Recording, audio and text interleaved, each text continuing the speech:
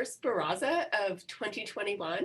It's wonderful to see all of you and to introduce a talk that's part of a larger conference on remapping the study of Islam and Muslim cultures in Nigeria that is sponsored by the Henry Luce Foundation, as well as the Center for African Studies, the Center for Global Islamic Studies at UF, and the Department of Religion. So the Baraza this afternoon is the culmination of a day-long event with scholars from all over the world. So it's very nice to have you with us for this kind of keynote address from Dr. Alex Thurston.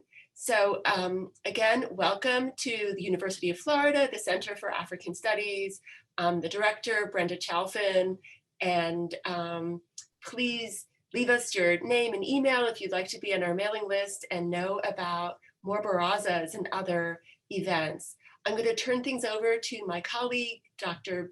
Benjamin Suarez, who directs the Center for Global Islamic Studies, and he is also the force behind the Luce Foundation grant on Islam in a global context, along with Musa Ibrahim. Thank you very much, Brenda. It's a great pleasure to be here today. I thought I would just say a few things about the workshop this morning before I introduce the speaker.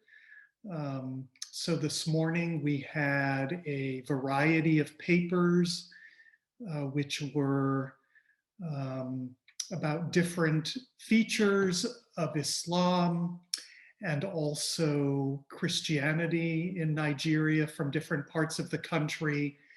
And we will culminate with this lecture by Alex Thurston.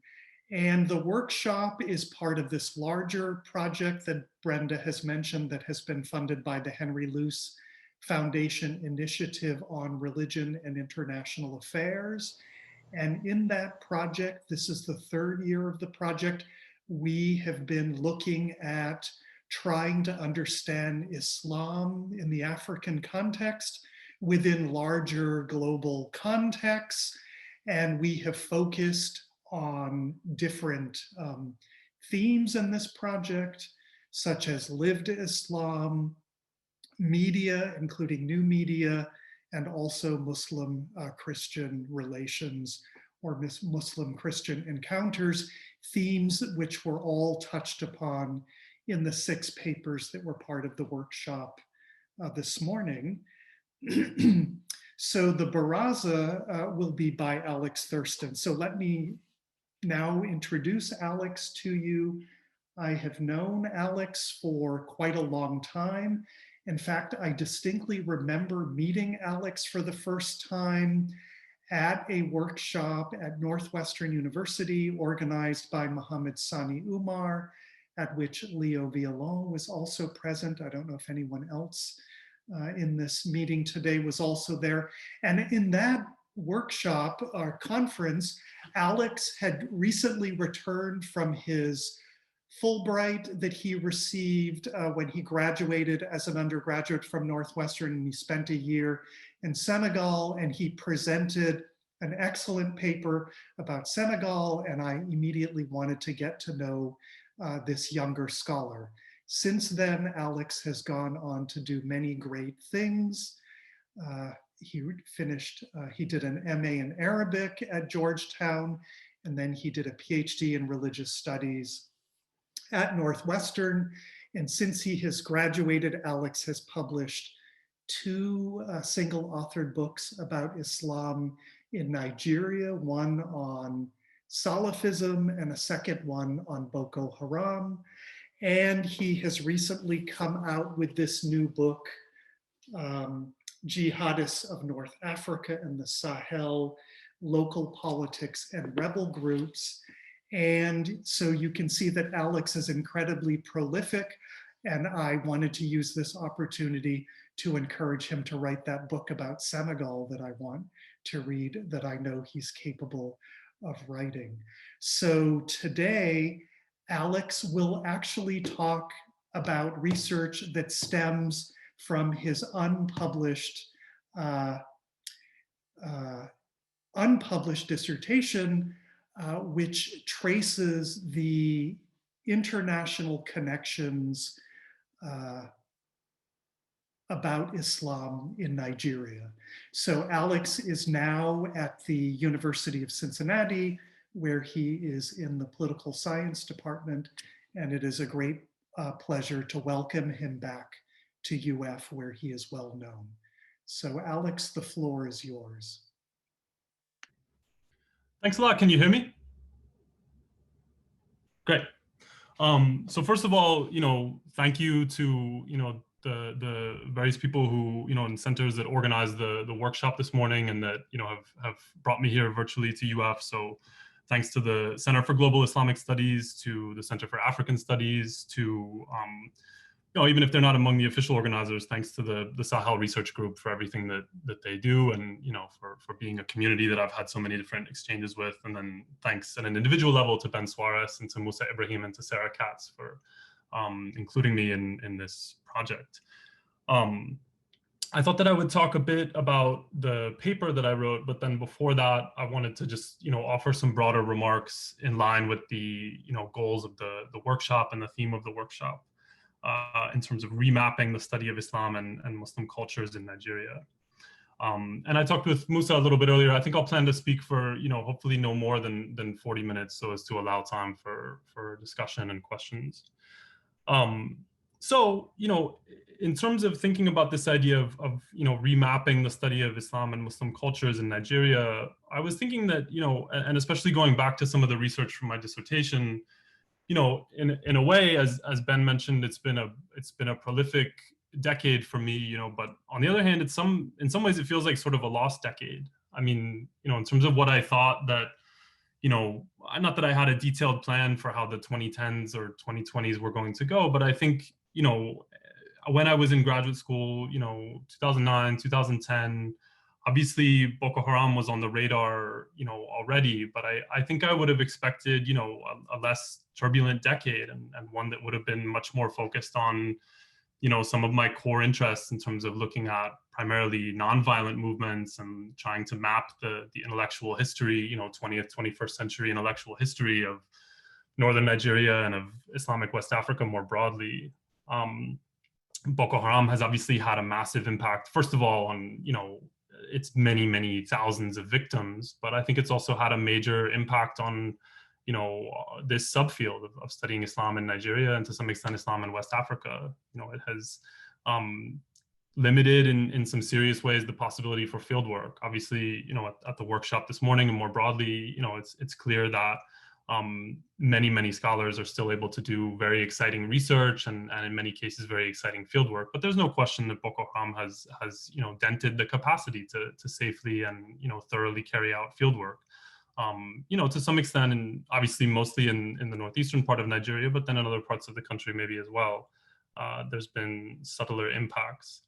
Then there's also been the just the impact on research agendas itself of Boko Haram. Myself, I never set out to write a book about the movement or to write various reports and things. I mean, there's been a gravitational pull of the topic because of the media attention and because of the policy issues that come up. And even in terms of writing about Salafism, I mean, my book on Salafism grew out of one particular chapter of my dissertation. It wasn't necessarily what I had even set out to write about, in the dissertation itself. And yeah, I think there too, maybe even more than I would like, some of my own writing on even nonviolent Salafism has been driven by the kinds of policy, conversations that come up around nonviolent Salafism in terms of looking at this movement primarily through the lens of a very suspicious lens of treating them as potential radicals. So yeah, I think, and what gets lost in that, or at least what got lost for me is, the time and the energy and so forth to try to document more of the intellectual history of the country. There's many, many people who, work on that topic as was clear in many of the presentations this morning, but for myself, again, I feel the loss in a way of that. A couple other themes that the workshop made me think about, and that going back to this research made me think about too. One, and this came up in a few of the sessions this morning, but is this question of the Sufi Salafi divide, or in some research there's discussions of a Sufi reformist divide or a Sufi Wahhabi divide. Not that reformism and Wahhabism and Salafism all mean the same things, but oftentimes this is talking about when we talk about this kind of binary, we're talking about some of the same actors and conflicts and so forth. And I think that framework of looking at Sufism and anti-Sufism, or Sufism and reformism, Sufism and Salafism, it's dominated a lot of my own work, and it's dominated a lot of the the research and the literature on West Africa. And there are one maybe irony is that there's still a tremendous amount of work to be done in that domain, and if you look at representations of both Sufis and Salafis in the media and in academic literature, it's clear that there's still just a lot of misperceptions and really crude stereotypes out there. I was reading a paper recently on northern Mali, and Sufism wasn't the topic, but they referred to Sufism in passing as ancestor worship, right? And this is obviously a crude distortion of what Sufism is, and totally discounts the the Sufi perspective. Similarly with Salafism, I mean, there's a continuing debate about this issue of the relationship between Sufism and between Salafism and violent radicalism, right? And and of course there's right some overlap and so forth between the mainstream Salafi movement and the Salafi jihadist project, but this type of overlap has been greatly exaggerated, I think, in a lot of media coverage and policy coverage. So there's still major issues, I'm trying to say, about the depictions of both Sufism and Salafism. On the other hand, this framework of looking at West Africa, Islamic West Africa, through this kind of Sufi versus Salafi or Sufi versus reformist lens, that can be tremendously limiting. For one thing, it doesn't even necessarily capture all the axes of identity that are at play for those actors themselves. So some of the people whom we gloss as Sufis could also be understood as, oftentimes members of the Maliki madhab within the Sunni legal tradition, or, Ash'ari by creed and Aqidah, or the many other identities that they may bring to bear. So this can be limiting even when talking about the actors themselves. And then sometimes it can, downplay other types of actors, and I'll come back to that in a moment.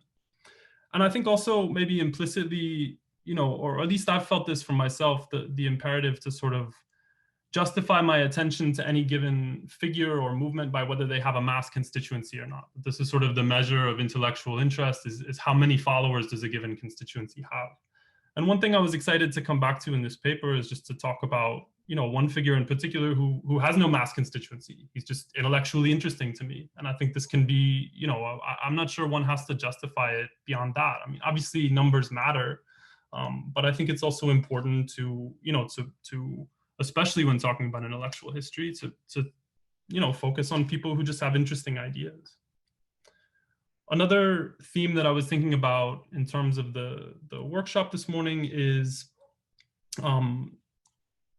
at least my own evolving sense of Nigeria's place within the wider Muslim world.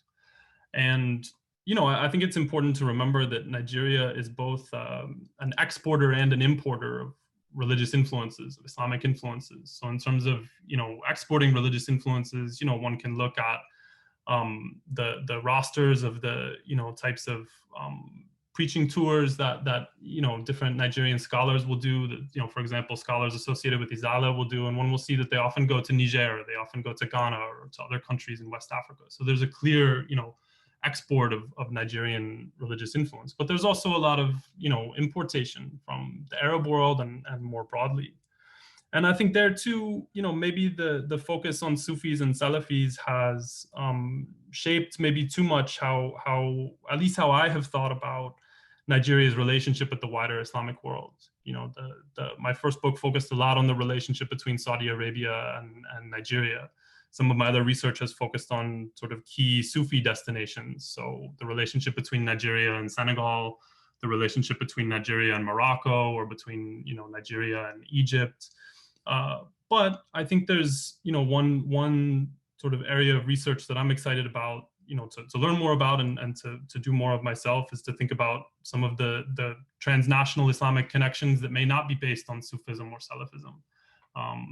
For example, one topic that I think deserves more attention is the relationship between Nigeria and Malaysia. And here in this paper, I'm trying to get at the relationship between at least a few intellectuals and Sudan. And then that too, ties into bigger questions about the influence of individual Muslim thinkers in Nigeria. So, the figure of Ibrahim Niasse came up a lot this morning, and, as Professor Sani Omar and others were pointing out, I mean, there's still a major question. Why does Ibrahim Niasse have so much resonance in northern Nigeria in particular, to the point where even his image is provocative in different ways to different Muslim constituencies? Similarly, in looking at the Salafi community, it's pretty easy to see the influence of figures like Muhammad Nasr ad-Din al-Albani, or Bin Baz and Ibn Uthaymin, the major scholars, the latter two being from Saudi Arabia. But I think it can be harder, or at least less obvious. It can be harder for me to pick out the influence of other major thinkers who don't necessarily fit fully into that Sufi or Salafi binary. So assessing the influence of Yusuf al-Qaradawi, for example, who comes up a bit in this paper, or other major thinkers, but who again are not so clearly affiliated with Sufism or Salafism. One other point about the sort of translocal, transnational, as it plays out, is it was interesting in doing the research for this paper to see how within debates in Nigeria, different actors would throw charges of parochialism at one another. The idea that I am in tune with, I, the speaker, am in tune with global trends, and you, my debate partner, are parochial. You're parochial geographically, or you're parochial intellectually.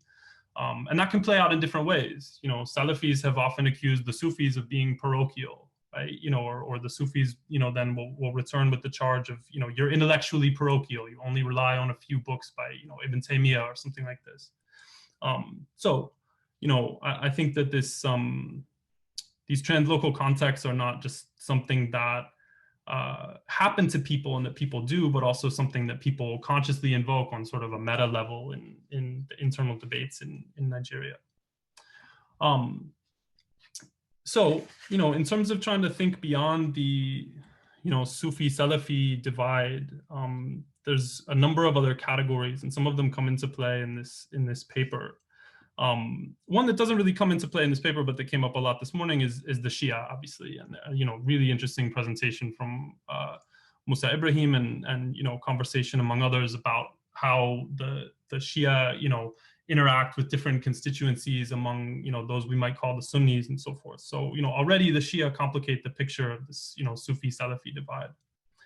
Then there's a couple other categories that I want to highlight, and again I think that sometimes they get left behind or left out because they don't have the same type of mass constituency.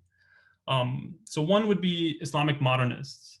I think the most famous Islamic Modernists obviously are Jamal ad-Din al-Afghani and Muhammad Abdu and Rashid Rida, and figures from basically the Egypt and the Mashriq, right, or Afghani from Afghanistan or Iran, depending on what accounts one credits.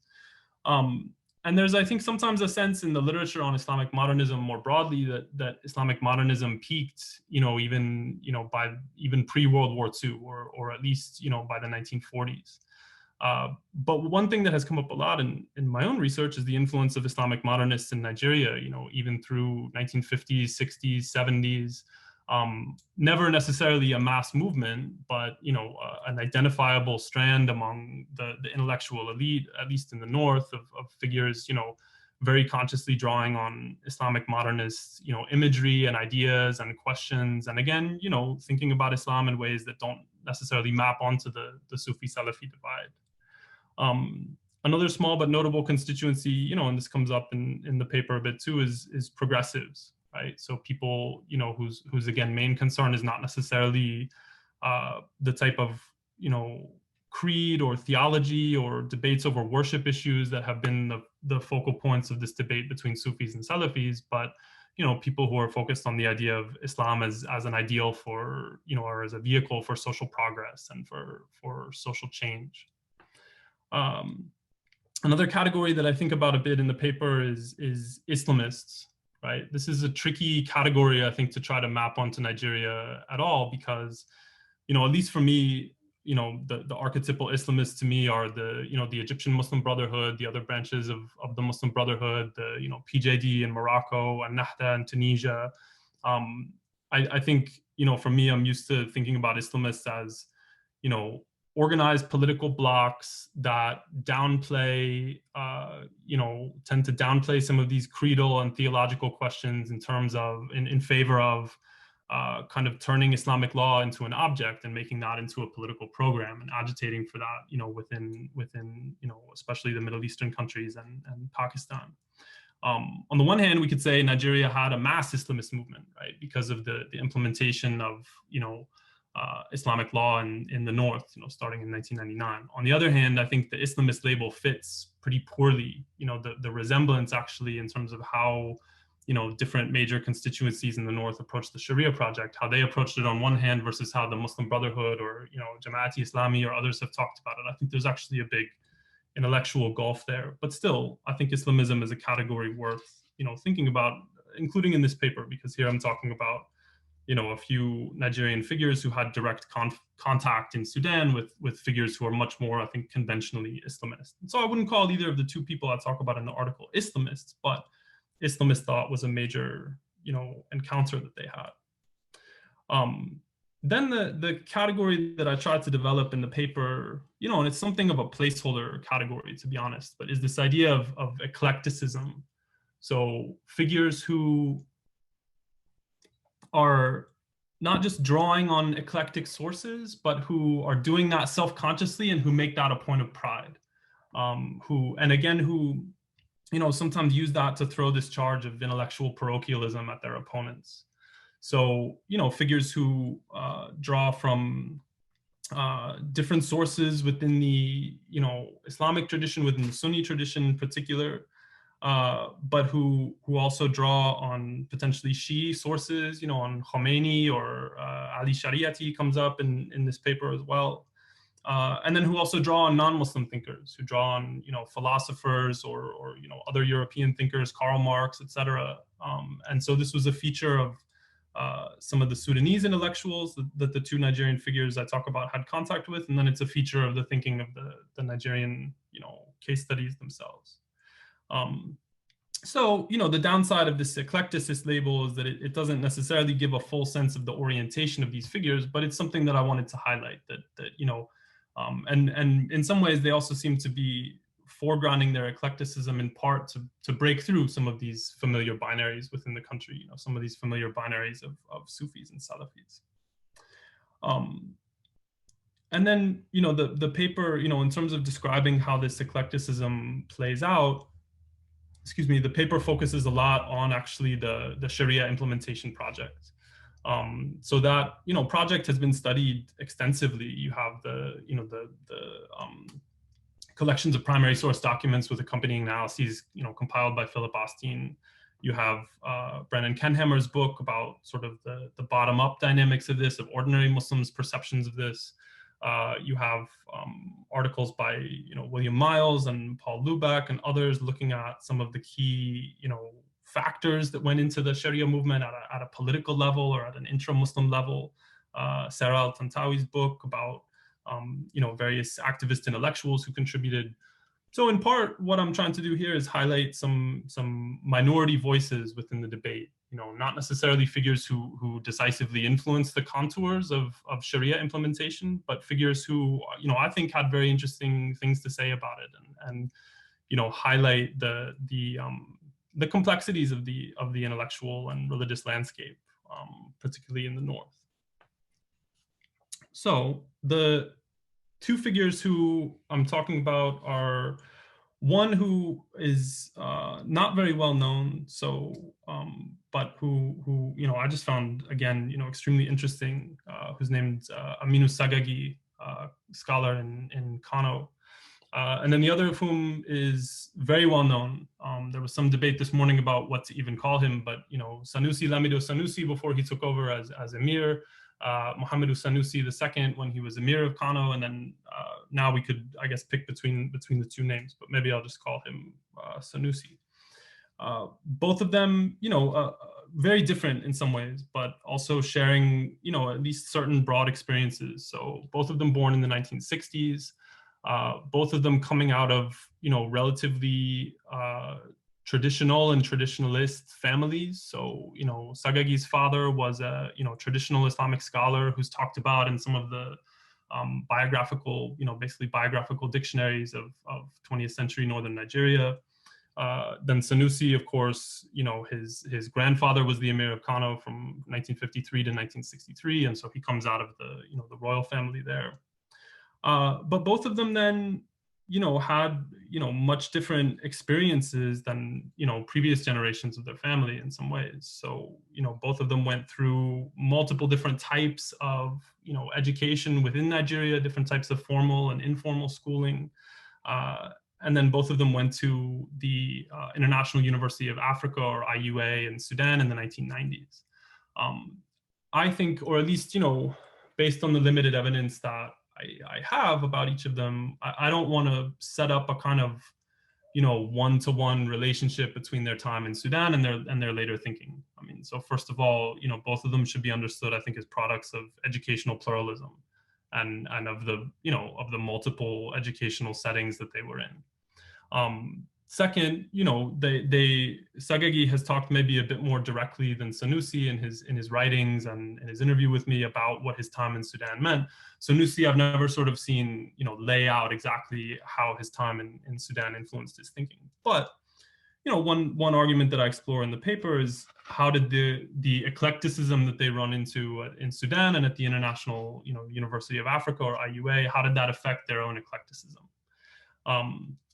Maybe before I get a little more into their thinking in turn, mention that they that they both had a significant amount of contact, it seems, there with a wide array of thinkers at the International University who were pursuing different kinds of eclecticist projects. Okay. Before I start with Sagagi, I'll say his version of eclecticism, I think, is narrower in a way than Sanusi's, right? So Sanusi's, as we'll see in a bit, is very, very sweeping. Actually, before that, maybe I'll give just as a snapshot of some of the thinking at IUA, give just the types of texts that come up in one autobiography by a major teacher there. So this is a former dean there whose name was Hassan Maki Muhammad Ahmed. He has autobiography called Qissati Ma'al Haraka Al-Islamiyya, so my story with the Islamic movement, or maybe we could say my story with the Islamist movement.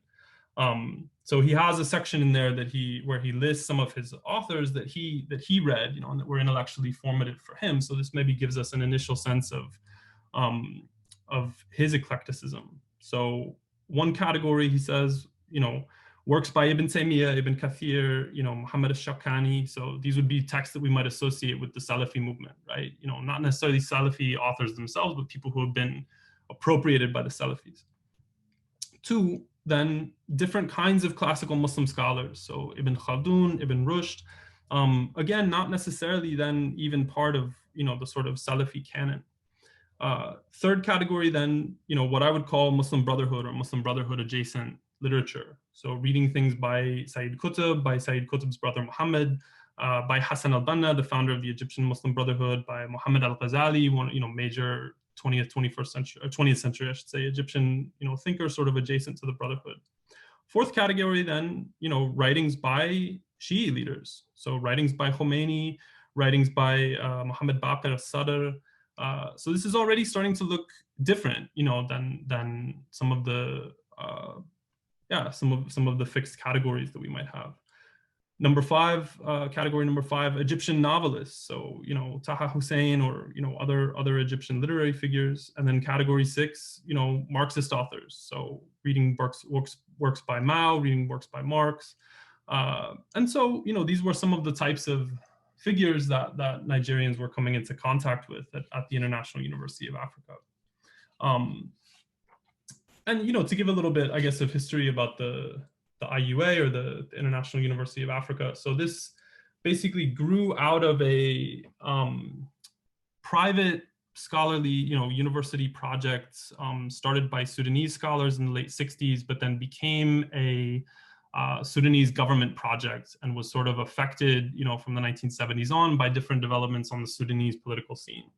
So, first of all, affected by the different shifts under Sudanese President Jafar al-Numeri, who, took power in a coup in 1969, but then became more sort of Islamist curious as he, remained in office until a 1985 coup. And then you had the 1989 coup in Sudan, supported by the National Islamic Front, which, for simplicity's sake, we could say is more or less a sort of Sudanese version of the Muslim Brotherhood. So, by the time the two Nigerian thinkers I'm talking about came to the International University of Africa in the 1990s, this was a place with, a significant Islamist influence on campus. But again, a type of Islamism and a type of intellectual eclecticism that challenges some of the stereotypes that are out there even about Islamists. Okay, so Aminu Sagagi, the first case study in the paper, is somebody who interested me in particular because of his master's thesis that he wrote at Bayero University, Kano, in I believe in 2003, where he made a sort of had a critical reflection and a basically a set of recommendations for the then emerging Sharia project in the northern Nigerian states. So his MA thesis was called Al-Madhhab al-Maliki wa Tatbiq al-Sharia al-Islamiyya fi Kano. So the Maliki madhhab and the application of Islamic Sharia in Kano. So what he develops in the master's thesis is, for simplicity's sake, the argument that the application of Sharia in the north had been too anchored in the Maliki school, right? So in Sunni Islam, you have four major legal schools: the Maliki, the Hanafi, the Hanbali, and the Shafi'i. The Maliki madhab has dominated, for a long time in northwestern Africa and including in northern Nigeria. For Sagagi, though, he felt that basing the penal codes that were implemented in different states starting in 2000, basing those on the Maliki madhab was too restrictive. In a way, this could sound like a first step toward some of the Salafi positions, right? So some of the Salafis seem to be more or less adherents of the Hanbali madhab, right? This is the madhab that is dominant in Saudi Arabia. Hanbalism is not just a legal school, but it's also a theological position that's very, very close in its literalist understanding to the types of theological understandings that Salafis have today. Of course, Saudi Arabia has had a massive impact on the development of Salafism around the world. So in a way, there should be no surprise about some of the overlap between Salafism and Hanbalism.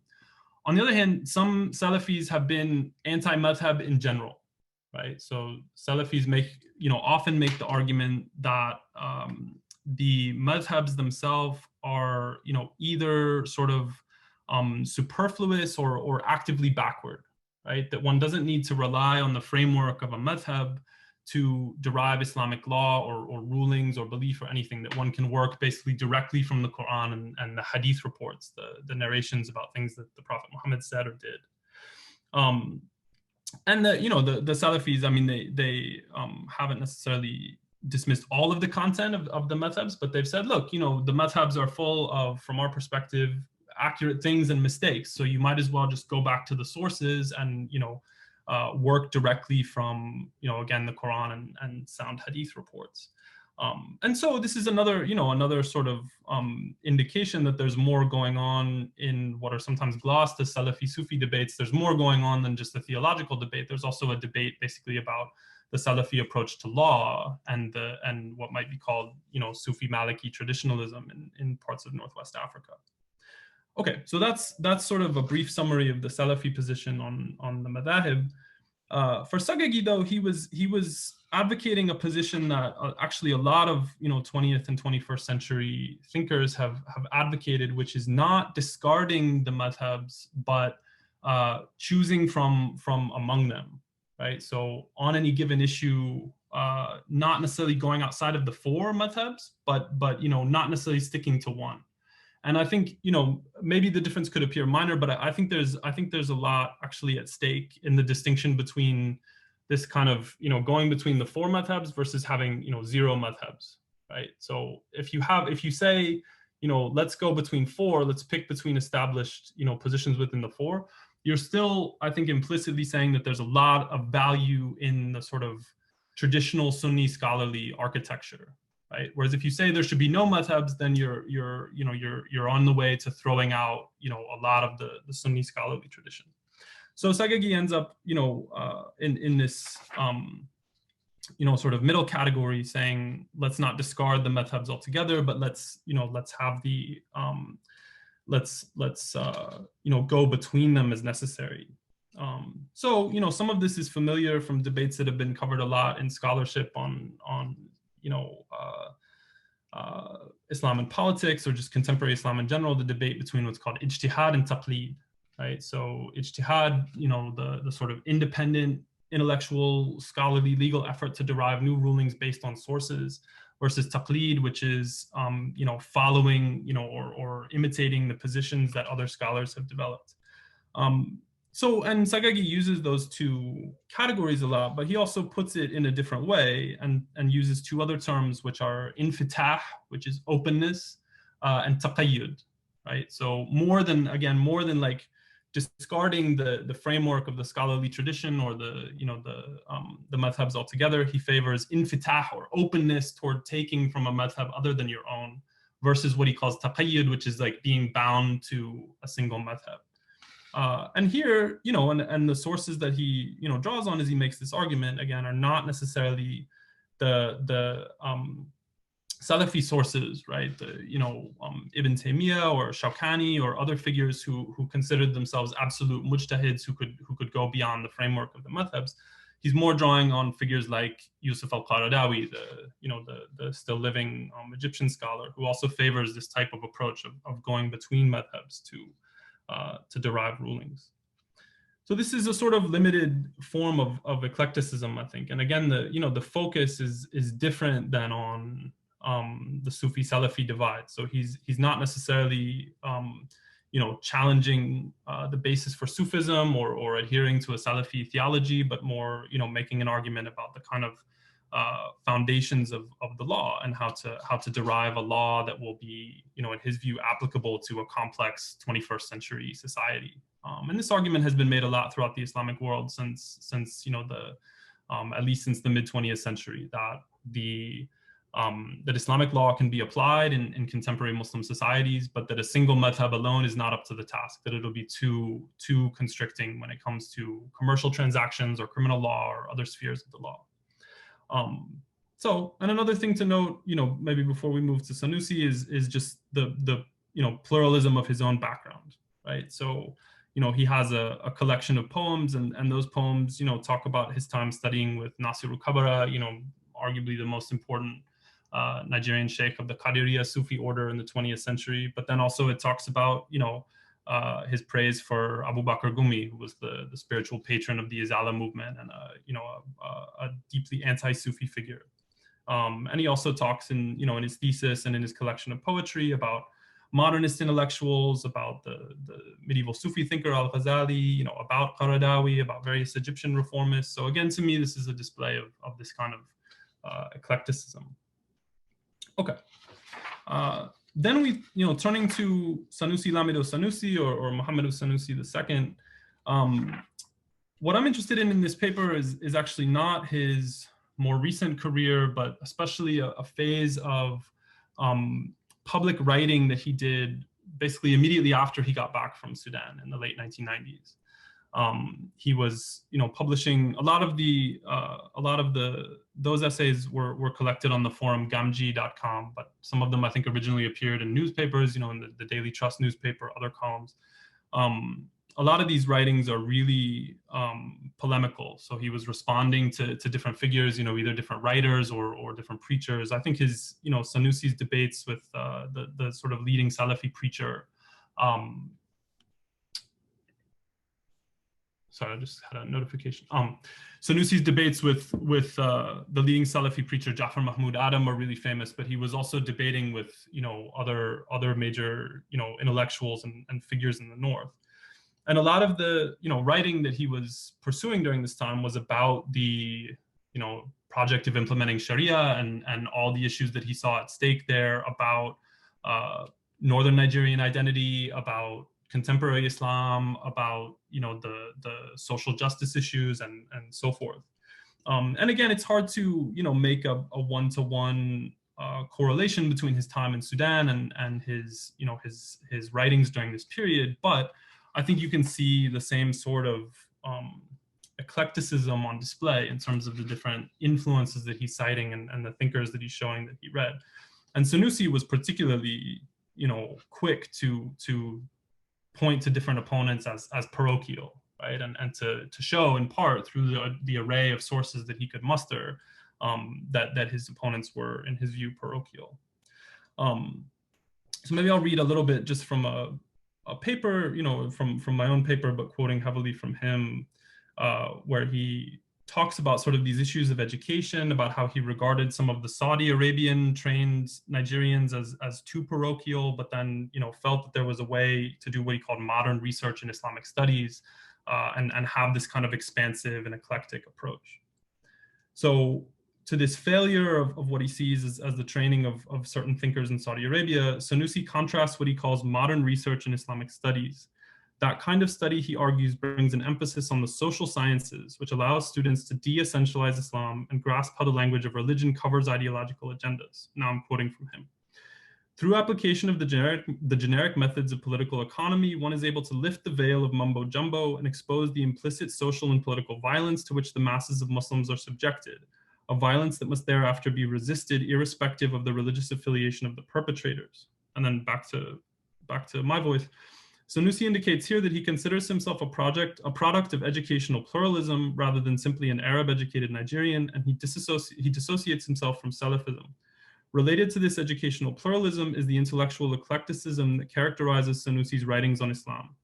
Sanusi routinely cites figures in the Islamic tradition like Ibn al-Qayyim and Ibn Taymiyyah. So these are favorites of the Salafis, but in Sanusi's hands, he feels that he reads them better than the Salafis, right? So this is part of his eclecticism, is feeling I don't read things through the same narrow lenses that you do. I can put things into a broader context. But he also engages the ideas of non-Muslim scholars, particularly philosophers like Hegel and Bertrand Russell, and Marxists like Antonio Gramsci. Sanusi deploys this eclecticism to integrate his brand of progressive Islam into a broader global intellectual discursive sphere. So one thing that eclecticism allows these thinkers to do, and again, Sanusi's version of eclecticism is much more expansive, maybe we could say, than Sagagi's, or at least the issues at stake are broader, one might say. But he really brings a lot of different thinkers to bear, and then he ties that kind of eclecticism in part to his version of progressivism. So maybe I'll read then here a little bit later in the paper where I talk about Sanusi drawing on the work of Ali Shariati from Iran, Iranian Muslim thinker, but she, of course, where Sanusi draws on his thoughts to make an argument for a progressive version of Sharia or of Islamic justice. So he says, this is Sanusi's, it's a quote from him. Shariati's system, stripped of its doctrinaire elements, is one possible source of inspiration for the Muslims in Nigeria. It represents a progressive ideology aimed at not just imposing morals and laws, but actualizing Islam's objective of establishing justice and equity in the relation of man with man, and of liberating mankind from the service of men to the service of the creator of men. This has placed me in seeming conflict with traditional scholarship and the political class. What they portray as piety, I consider hypocrisy. What they see as achievement, I see as diversion. Until Shariacracy focuses on the true problem of the North, the condition of its people, it will not in my book be serving its purpose. And maybe, one other sort of quote that I'll read then, before I wrap up is how he ties this back though to Nigerian history, right? So he's not saying that he wants to completely import a vision of Islam from abroad, but he feels that there's already been elements of his type of progressive eclectic vision within the northern Nigerian context. So a little later on, he says, I will go as far as to say that the revolutionary Islam preached by Shariati is exactly the same ideology guiding Malam Aminu Kano and his NEPU or PRP. So here he's talking about Aminu Kano, sort of leftist progressive northern Nigerian politician, and two of his parties, NEPU and PRP. Aminu Kano, himself a committed Muslim, saw the correct direction of Islam lying in the liberation of the oppressed and dispossessed, the Talakawa, from the proprietors and oppressors. So there's a lot going on in terms of what he's saying, but what's been interesting to me is to think about again how to classify this and how to think about how this intellectual eclecticism functions within these debates in the North, both now almost 20 years ago and then maybe still today. One last thing I'll say is that there are downsides to this type of eclecticism, and those I think have been obvious when one knows Sanusi's case a bit, so invoking Shi'i figures and then having his own past, at least social connections to Azekzaki, the leader of the, what's now called the Islamic movement in Nigeria. These have led to allegations that Sanusi is a closet Shi'i himself. And sometimes I think the lack of being in a clear category with some kind of mass constituency, sometimes that lack of a real base has hurt him in politics or has left him vulnerable to multiple kinds of attacks. Ultimately, I think the reasons he was removed from office go back to just power politics and electoral politics and his relationship with several particular governors. But maybe one could say that he's also paid something of a political price for this eclecticism. So here in the paper again, I'm trying to break through some of the familiar categories that have shaped my own previous thinking even, and to look at a really different kind of approach that we see among certain thinkers in the North. So thanks a lot. Yeah, thank you very much, Alex.